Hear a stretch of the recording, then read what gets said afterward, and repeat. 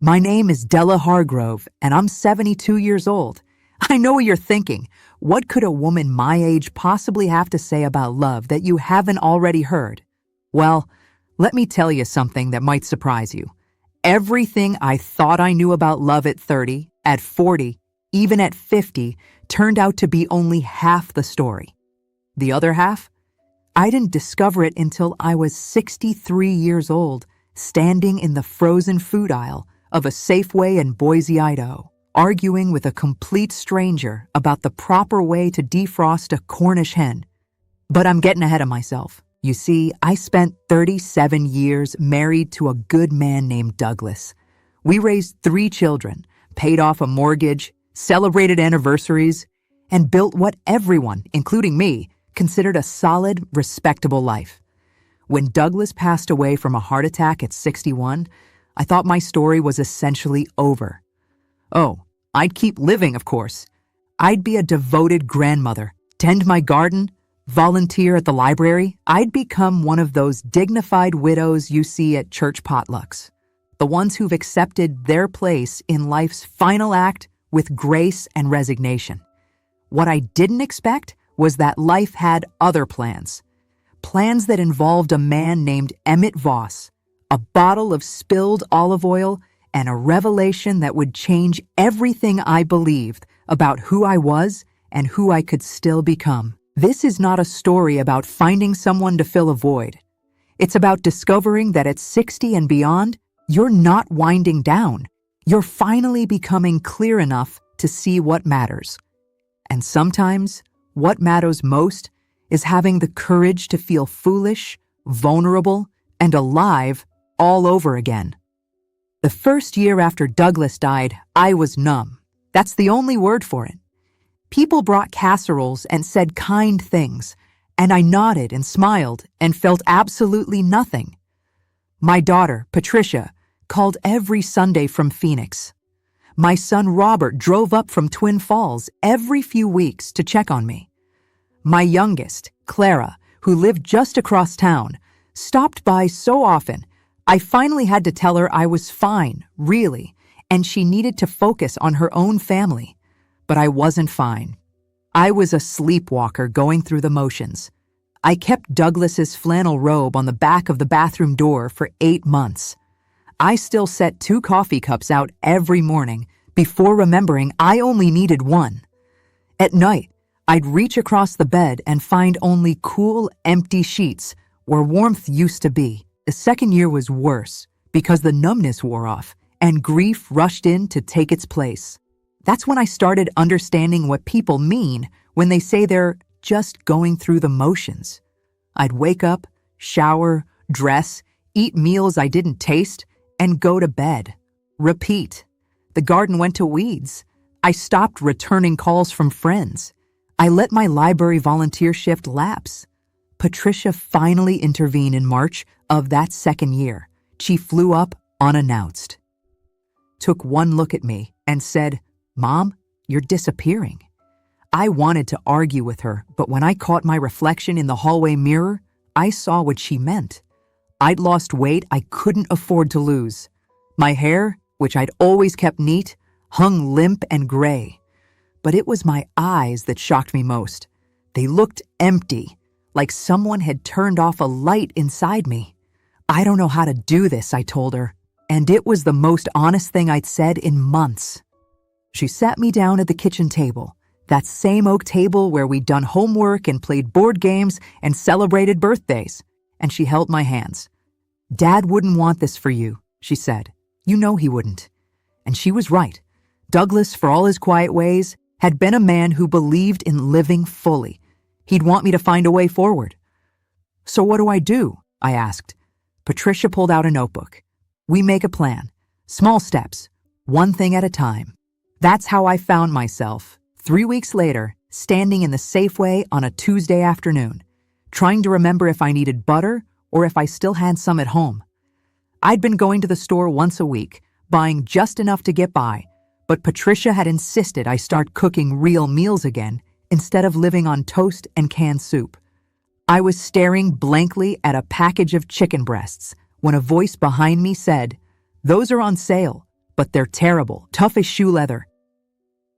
I turned to find a man about my age, maybe a bit older, with a shopping basket tucked under one arm.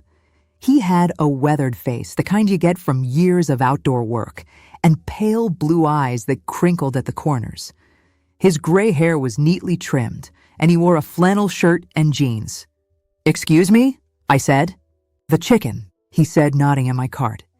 I made the mistake of buying it last week, spent 40 minutes trying to tenderize it, and still ended up ordering pizza. He grinned. "Go for the Cornish hens. They're smaller, but worth the extra $1." I should have just thanked him and moved on. But something about his directness, or maybe it was just that someone was actually talking to me about something other than how sorry they were, made me bristle. "I've been cooking chicken for 50 years, I said. "I think I can manage." "I'm sure you can," he said, not at all offended. "But that doesn't change the fact that this particular batch is tough. Fred, he's the meat manager, told me they got them from a new supplier. He was pretty apologetic about it." "Well," I said, feeling oddly flustered, "maybe I'll get the Cornish hens instead." "Good choice," he said, extended his hand. "Emmett Voss." I hesitated for just a moment before shaking it. "Della Hargrove."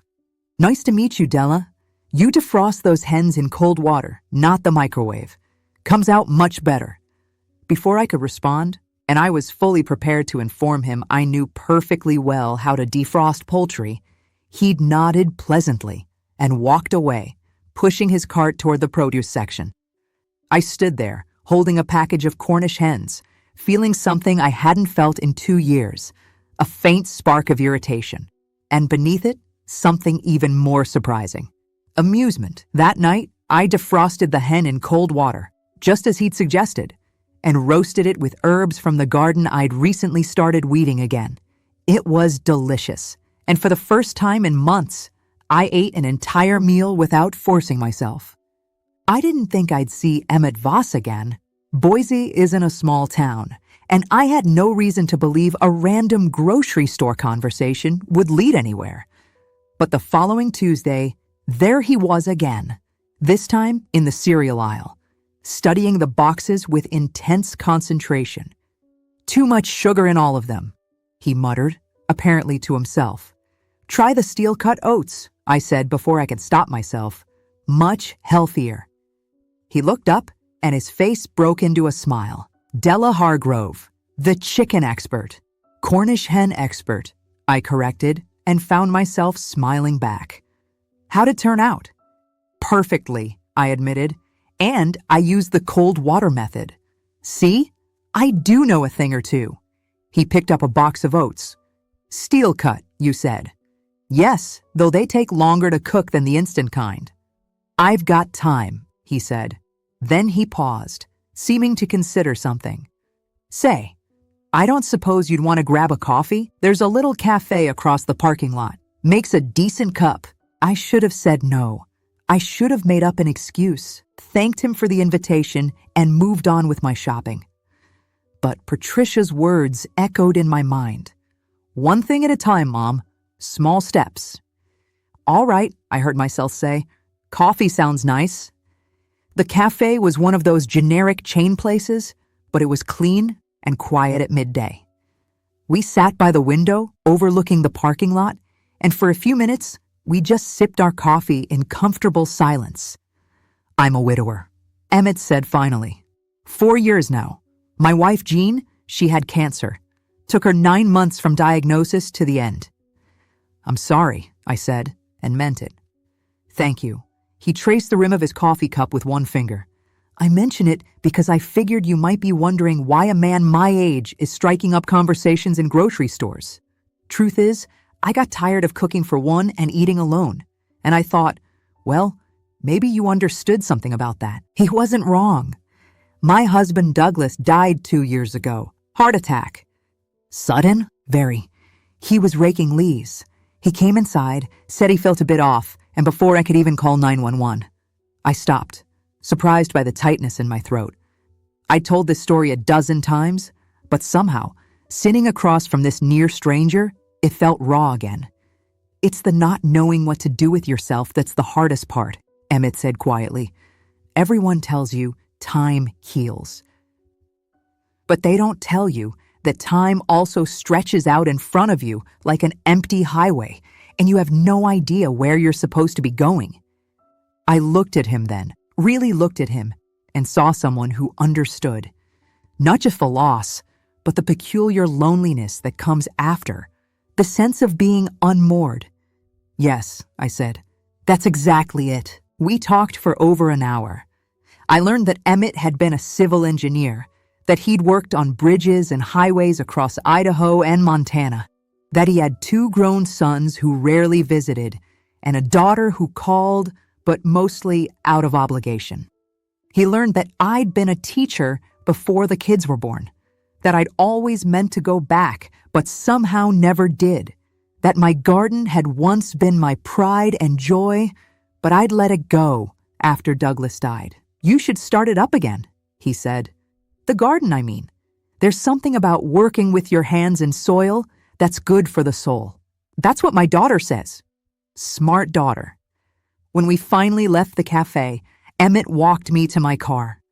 I'm here most Tuesdays, he said, around this time. If you ever want to grab coffee again, I'll be around. Maybe, I said, and I meant it as a polite brush-off. But the following Tuesday, I found myself at the Safeway again, and there was Emmett in the produce section, examining tomatoes with the same serious expression I'd seen him use on the cereal boxes. Can't trust a pale tomato, he said when he saw me. No flavor. True, I agreed, but you also can't trust one that's too soft, means it's overripe. A woman who knows her tomatoes. He grinned. Coffee? I didn't hesitate. Yes. Part 3. Small steps forward. It became a routine. Tuesdays at the Safeway, followed by coffee at the cafe. Sometimes we talked about our late spouses, the good times and the hard ones, the things we missed and the things we didn't. Other times we discussed books, current events, the weather. Small talk that somehow didn't feel small at all. Emmett was easy to be with. He didn't try to fill every silence or fix my sadness. He just listened. Really listened, in a way I'd forgotten men could do. And he made me laugh, often with dry observations about the absurdities of aging. I spent 40 years solving complex engineering problems, he told me once, and now I can't figure out how to open a blister pack without industrial-strength scissors. But I was careful not to let it become more than friendship. I told myself, we were just 2 lonely people finding companionship. I told Patricia, we were acquaintances. When Clara asked if I was dating, I laughed and said, don't be ridiculous. We're too old for that. But the truth I wasn't ready to admit, was that I looked forward to Tuesdays with an anticipation that both thrilled and frightened me. I started taking more care with my appearance again, not in an obvious way, but I'd make sure my hair was neat and I'd wear a touch of lipstick. I found myself thinking about things Emmett had said and saving up stories to tell him the following week. It was Patricia who finally called me out on it. She'd come up for the weekend in late June, and on Sunday morning over breakfast, she said, so tell me about this Emmett person. There's nothing to tell. We have coffee once a week. Mom, she gave me that look, the same one she'd used as a teenager when she knew I was holding something back. You've mentioned him 5 times since I got here yesterday. And you're wearing that blue blouse, the one you always said Dad liked because it brought out your eyes. I felt my face flush. It's okay if it is, she said gently. Dad's been gone more than 2 years. You're allowed to have a life. I had a life with your father. And now he's gone, and you're still here. That's not a betrayal, Mom. That's just reality.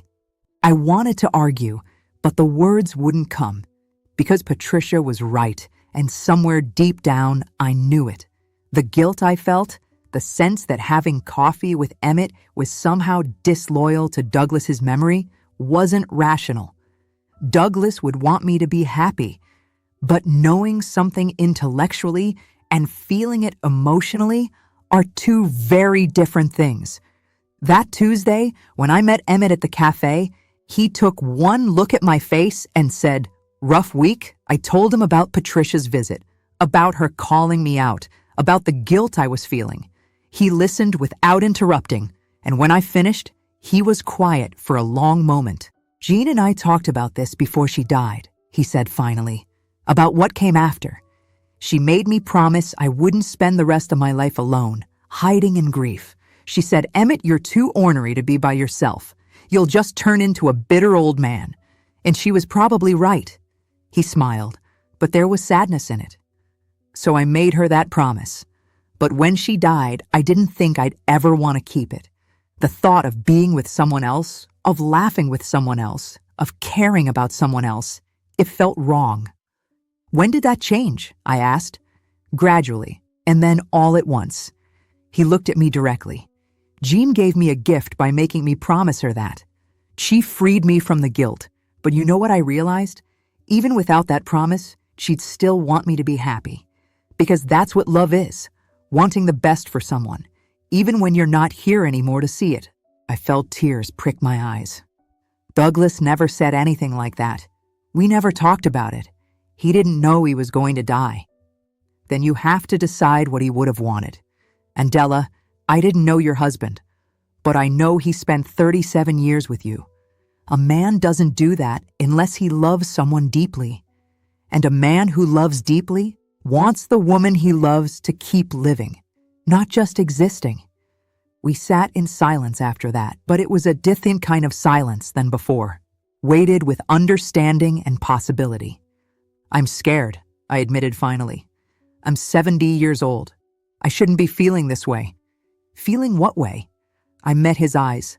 Like a teenager with a crush, Emmett's face broke into the widest smile I'd seen from him. Well, that makes two of us.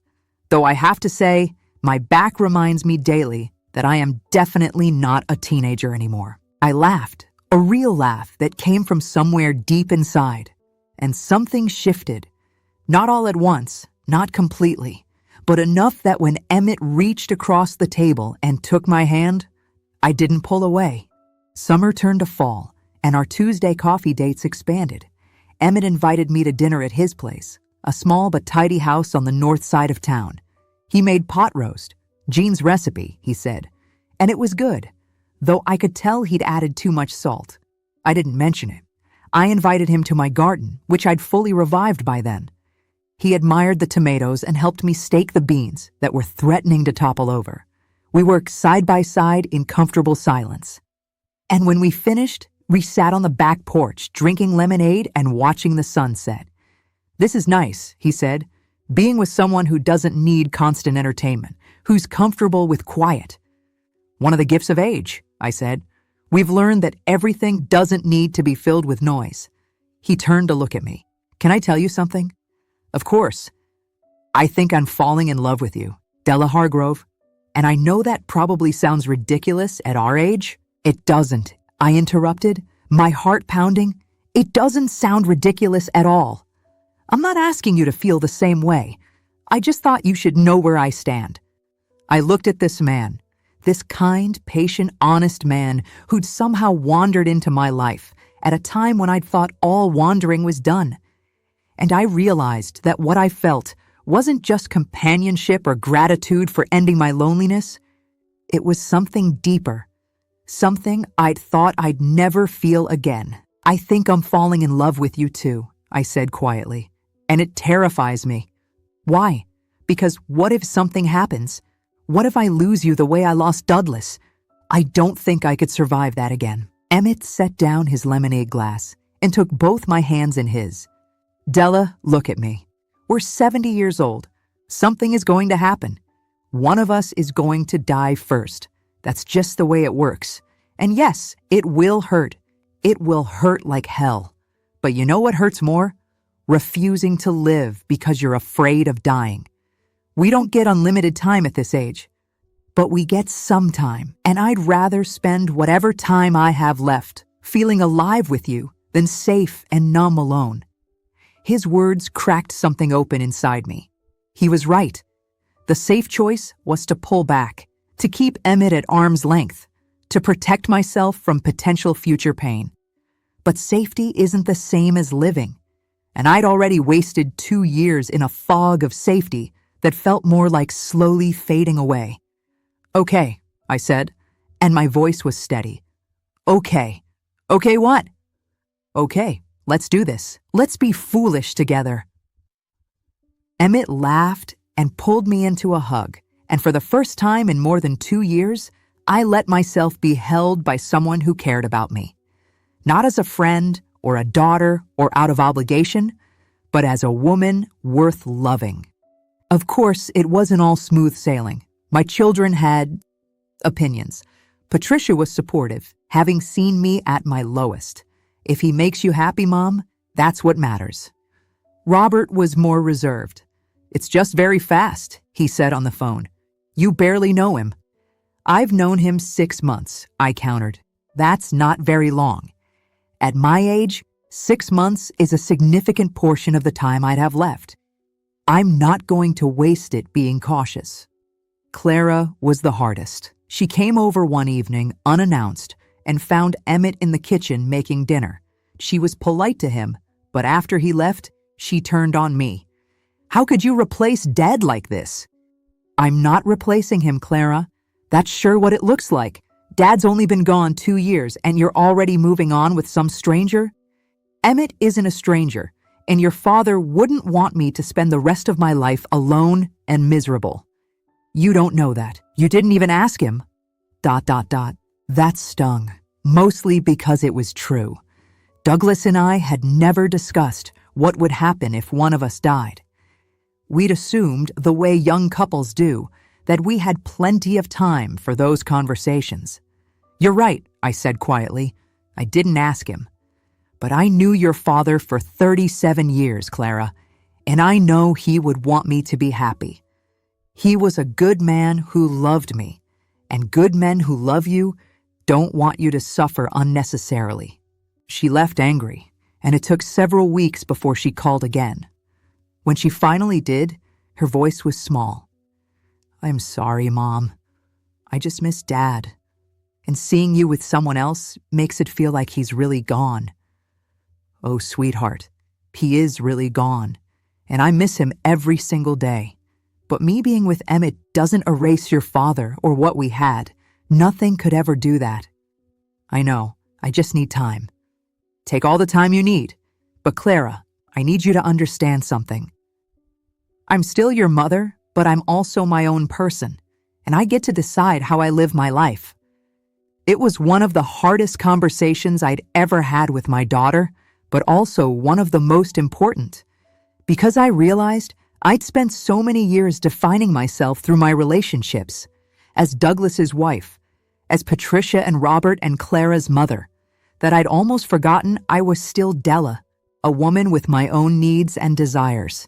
Emmett faced similar challenges with his children.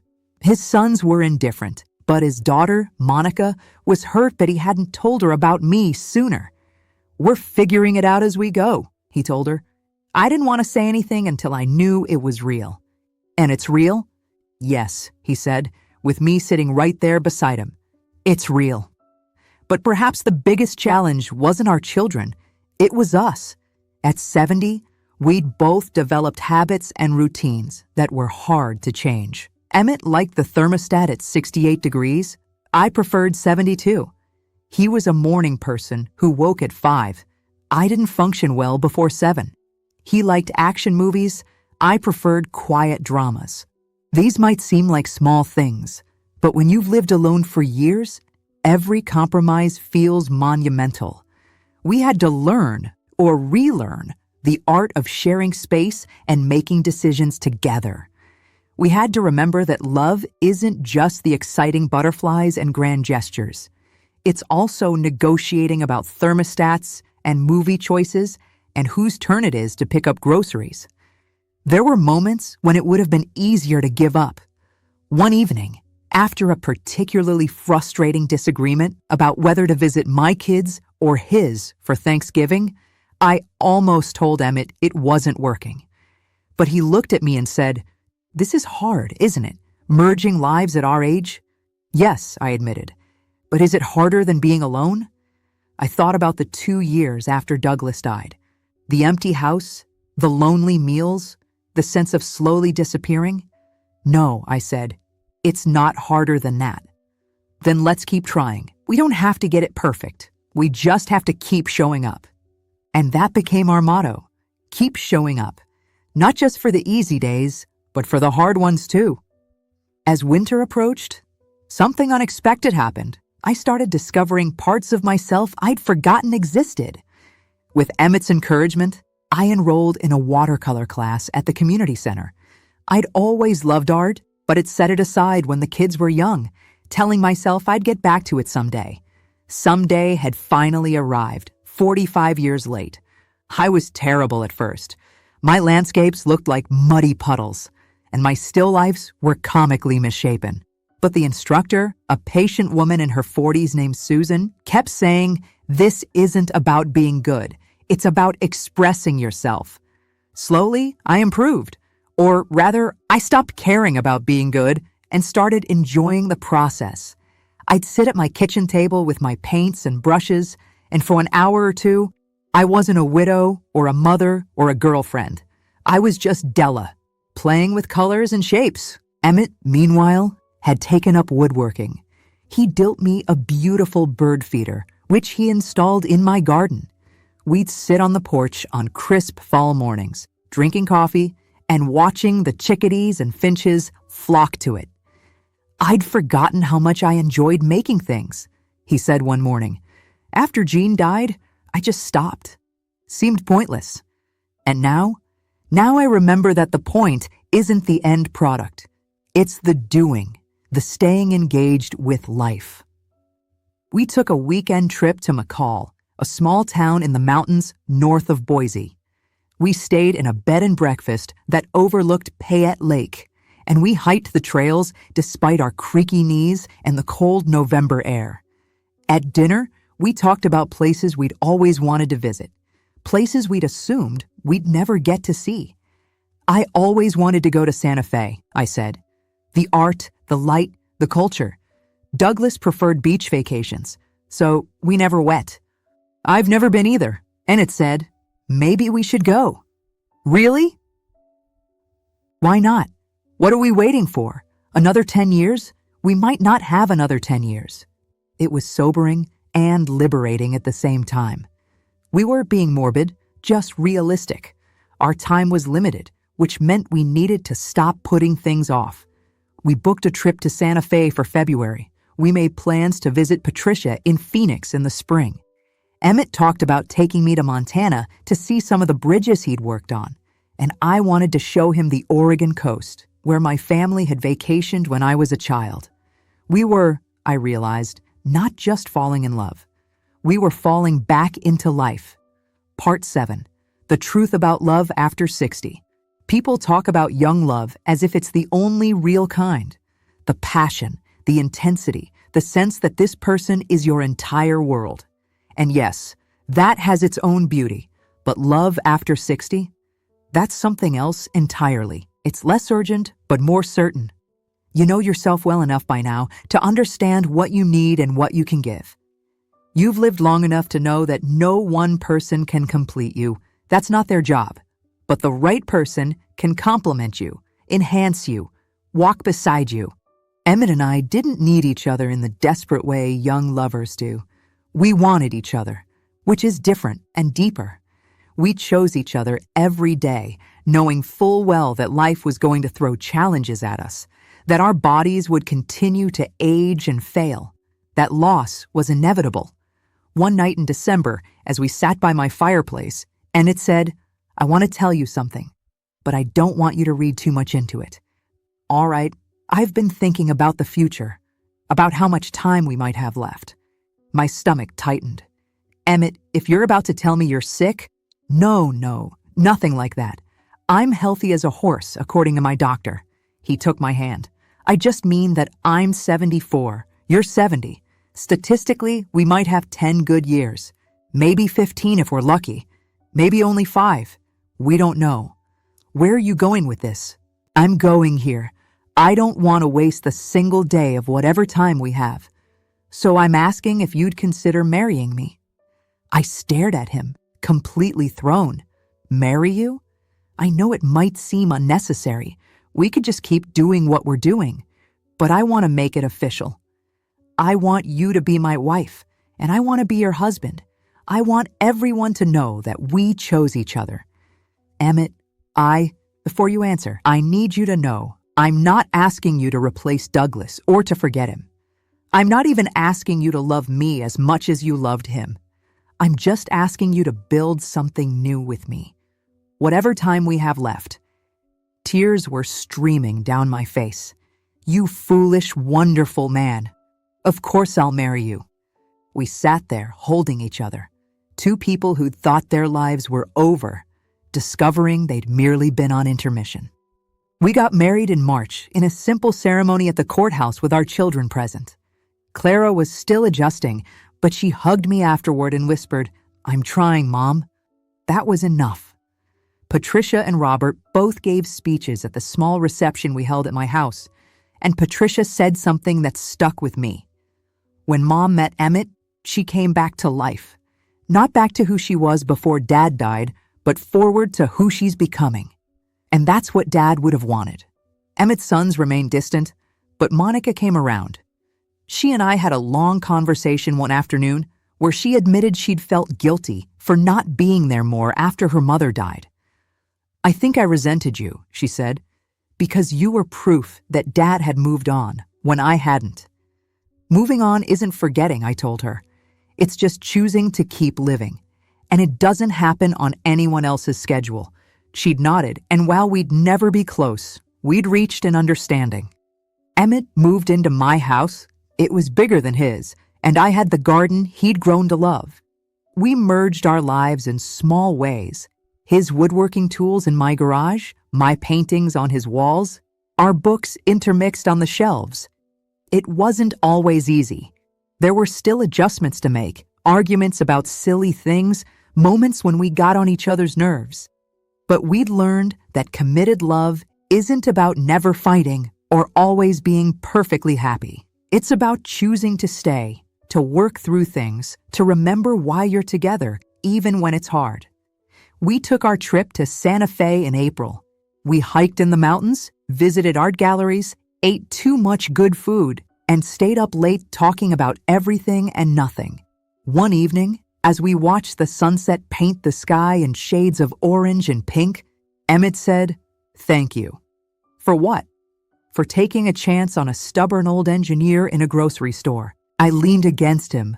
"Thank you for not giving up when I was too scared to let myself feel anything." We saved each other a bit, didn't we?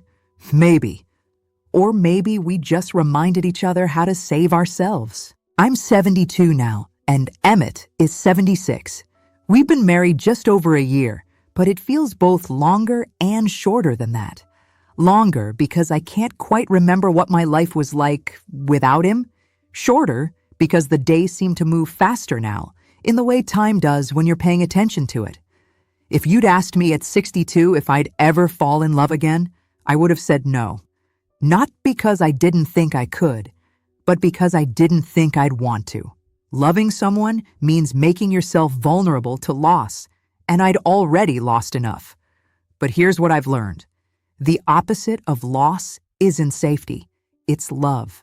And love at 60, 70, 80, it's not about finding someone to grow old with, because you're already old. It's about finding someone to be fully alive with, for however long you have. It's about discovering that you're not too old to feel butterflies, not too old to try new things, not too old to be foolish or brave or scared or hopeful. You're just old enough to know that life is short and precious, and that means you can't afford to waste it playing it safe. There are no guarantees. Emmett could have a heart attack tomorrow. I could be diagnosed with cancer next week. We could have 5 years or 25. We don't know, and that's okay, because we're not living for the ending. We're living for the middle, for the Tuesday morning coffees and the Sunday afternoon walks, for the conversations that drift from topic to topic with no particular destination, for the comfort of knowing someone cares if you make it home safely, if you slept well, if that thing you were worried about turned out all right. Young people think love is about passion and destiny, and maybe it is when you're young. But at our age, love is about choice and companionship.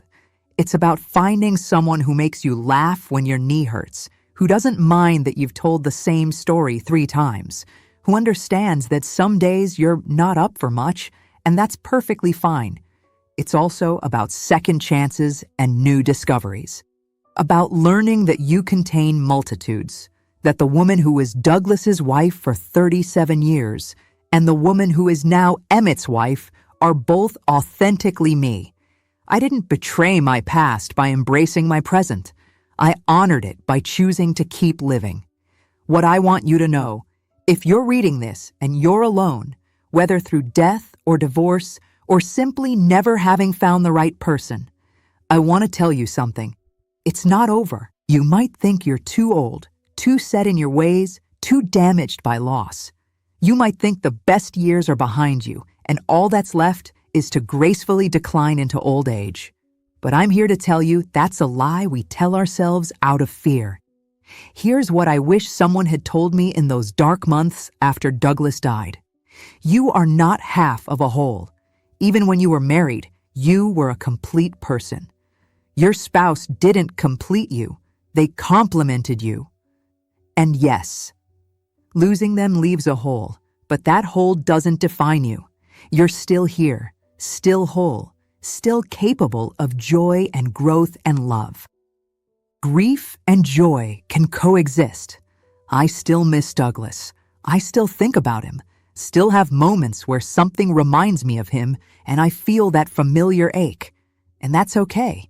Loving Emmett doesn't diminish what I had with Douglas. The heart doesn't have a fixed capacity. It expands to hold what it needs to hold. You're not betraying anyone by moving forward. This was my biggest struggle. I felt guilty for wanting to be happy, for laughing again, for developing feelings for someone new. But the people who truly loved us don't want us to suffer. They want us to live. And living means opening yourself up to new experiences, new relationships, new possibilities. Age is just a number, but time is real. Yes, we joke about being too old for romance, too old for adventure, too old for change. But the truth is, we're exactly the right age for all of those things because we understand their value in a way younger people can't. We know how precious time is. We know that tomorrow isn't guaranteed. So we don't waste today waiting for permission or the perfect moment. We act now. You deserve companionship. Not to fill a void, not to avoid loneliness, not because you can't take care of yourself. You deserve it simply because human beings are meant to connect with one another, because life is richer when shared, because you have so much still to give and to receive. It's okay to be scared. I was terrified.